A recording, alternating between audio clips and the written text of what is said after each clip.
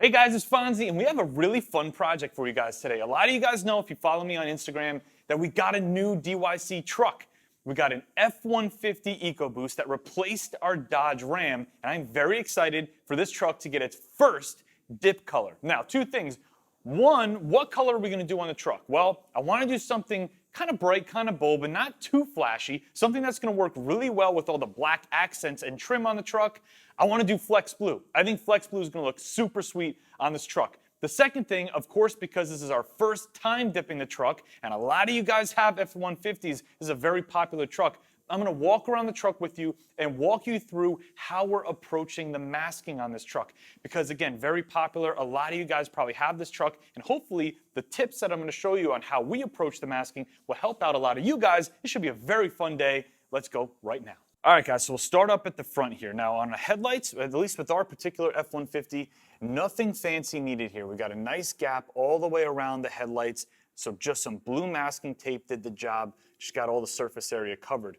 Moving down a little bit, we've got some pieces of trim here, and then a big gap or a space, and then more trim here. So we just used the yellow masking tape on these pieces of trim, and we stuffed some brown masking paper back there in that gap, and it's actually going all the way up, so that'll all be covered, and we'll be able to remove that easily by reaching back here behind the front bumper. Now, the fog light area, it's got a nice gap on the sides and all the way around, so we just stuffed some brown masking paper inside that gap all the way around, so the entire surface area is completely masked off. Down here, we've just got, along the body line, we've got some tape and drape masked off there straight to the floor, so nothing can get underneath the truck, so that's all handled. Now, this front lower bumper grill area here, we just popped it right out. Now, we did pop out a bunch of trim pieces and plastic pieces on this truck, but nothing that you shouldn't be able to do yourself. We didn't need anything other than either a screwdriver or a small wrench kit. This one, for example, just popped out with clips, nothing crazy. So we popped this out and just stuffed some brown masking paper back there. It makes it a lot easier. If you can remove anything on your vehicle without worrying about breaking it, then go ahead and remove it. It usually makes the masking process a little bit easier, but never go outside of your comfort zone. You never want to break any clips or anything. You might as well just mask over it if you're not comfortable.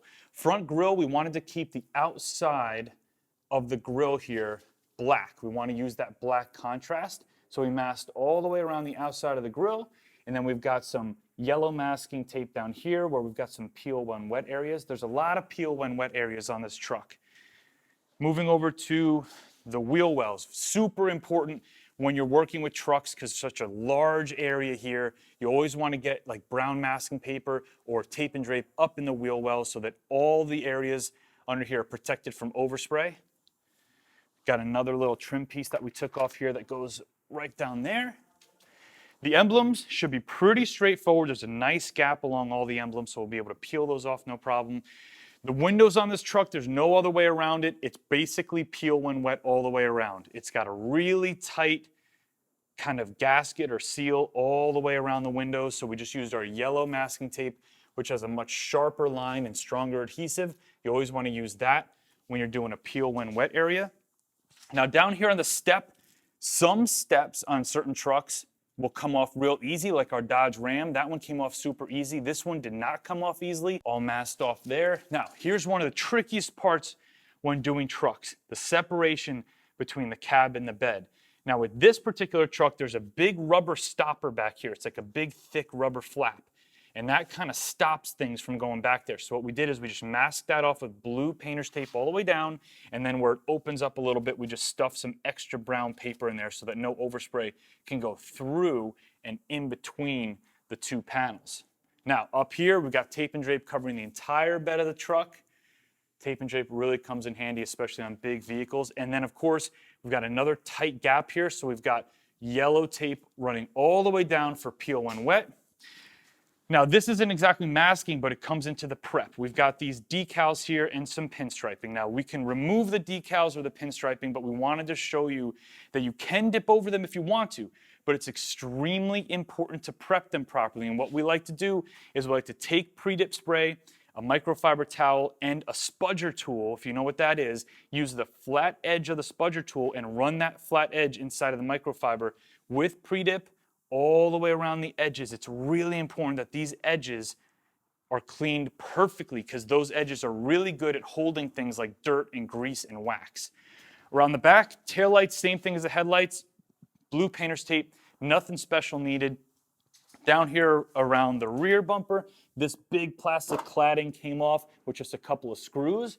So this is actually going to be covered by that plastic up to about here. So we're just going to do tape and drape up here. Back here is actually just some plastic trim that we just kind of masked everything off there. Ford emblem in the back, blue painter's tape, nice gap, no problems there. And then along the back here, of course, is more peel when wet. And as we move along the side, same thing repeated on this side.